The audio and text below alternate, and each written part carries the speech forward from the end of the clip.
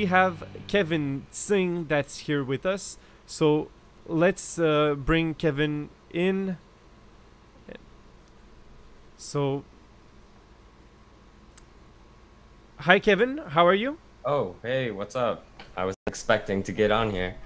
Yeah, well, you are here right now, and at the same time, I'm gonna have to change my camera battery. So I'm gonna leave it up to you. I trust you to entertain our guests while I'm changing my Oh, batteries. big job. Okay, got it. So, Let's do you have the see. comments open? Yeah, I got the comments on YouTube. Let's go. So Kevin Singh, by the way, is our sound designer, and he's the one that is working on designing the sounds that are going to be in the short film. So this, how do you want to approach the sounds in Shadow of the Conqueror? And I think you've worked already on some designs that you want to include in the short film, right? Yes, I've worked on 2 of the sound effects for some popular weapons people are looking forward to. Can you talk to us a bit about more about this? Um, I could, but I also kind of feel conflicted because, it might like dampen the effect in the actual short film. So if you're up for it, I'm okay. I can go further if you want. Um, what we have a question from Cameron. What have been some of the most challenging sound concepts? Oh, okay. I think the most challenging sound concept to work on is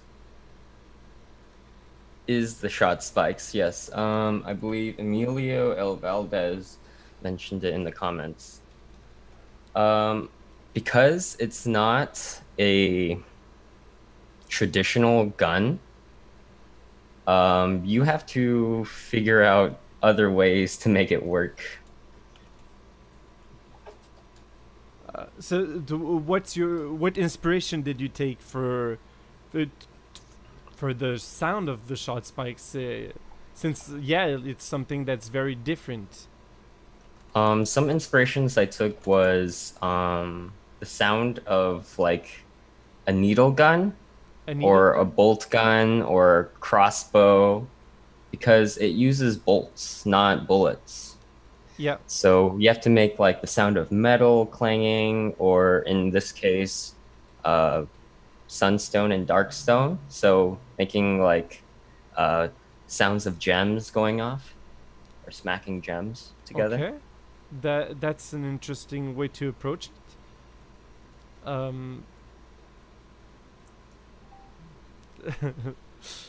Oh, it's uh, I. Sorry, Emilio. do you have any idea about the sounds of the magic for the Everfall Oh, universe? okay, yeah. So, the general theme is light. So we're going. I decided to go for um, the sound of singing glass. Have you ever Yeah. seen videos on singing glass? Yeah. I wanted to make it sound like it's very light, as the Uh, theme as it's does. very light. Yeah. Oh, we have a word play here. So, and Um, how subtle or profound will the sound effects of light bringing be?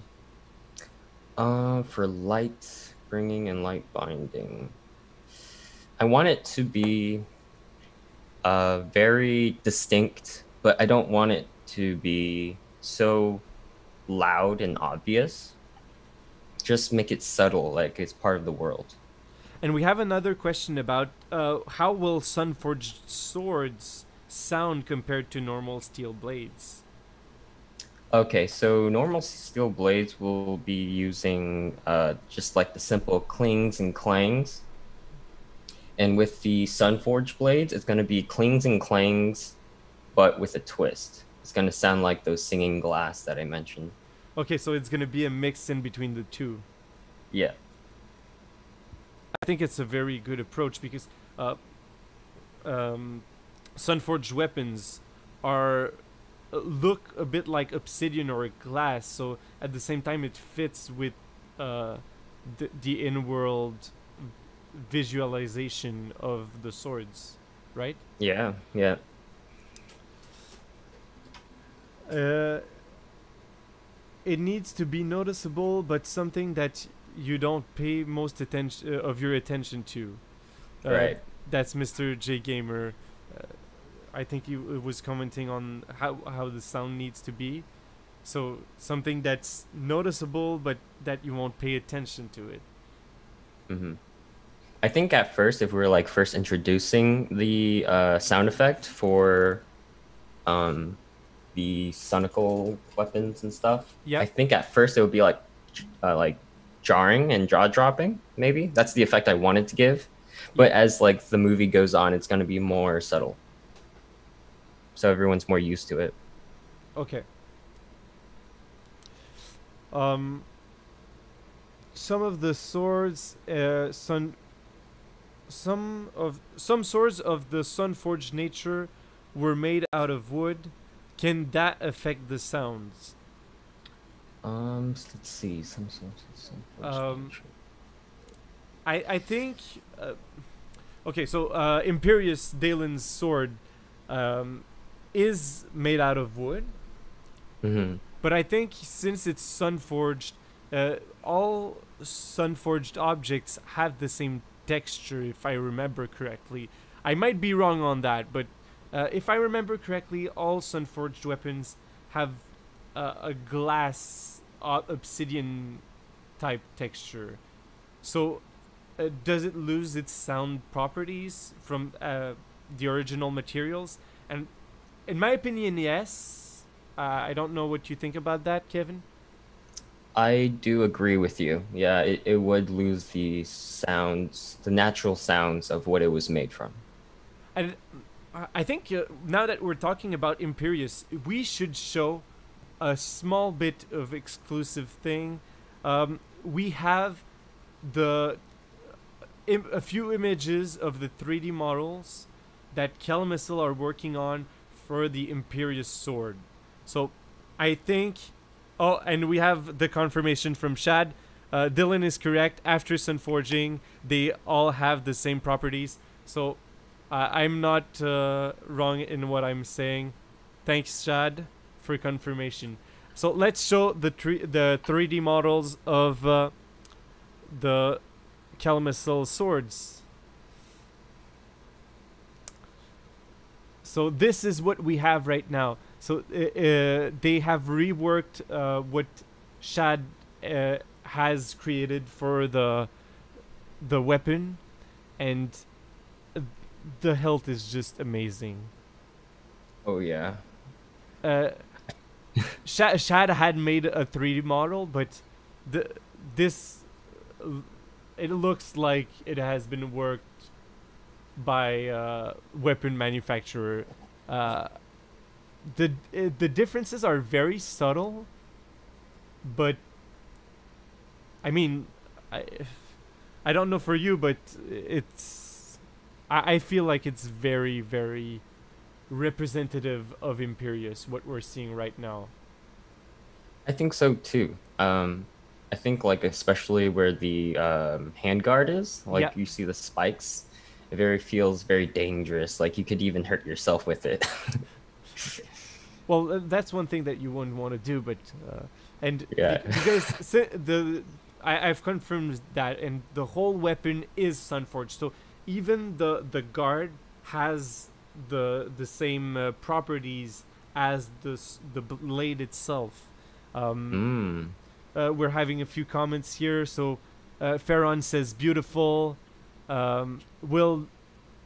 Will they be able to accomplish the impossible thickness of Imperius? Sadly, not. LARP swords have a thickness, and they're gonna have to have this thickness. But for the short film, we're gonna adjust the thickness in post production so that it looks super thin. Because in the book, Imperius is 1 millimeter thick. on its blade. So it's very difficult to accomplish with normal materials. This is art. Thanks, Lord Pandar. Do we have any ideas about when the Imperious swords will ship? No, we do not currently at this time, and we're planning to fulfill all the rewards for when we're gonna release the short film.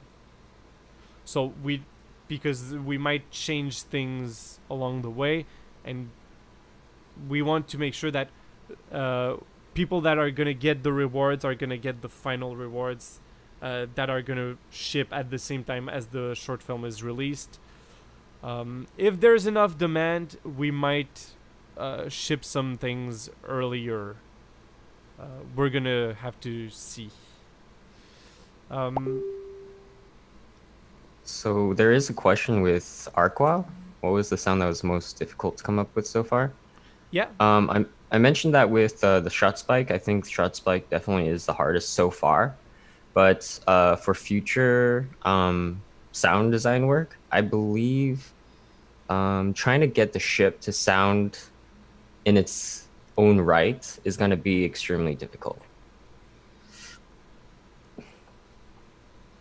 Okay. I have other guests that have to come in, so I thank you a lot, Kevin, for being here on the show with us. It's very appreciated. So have a good day, and we'll see you on one of the future shows. Thanks, guys.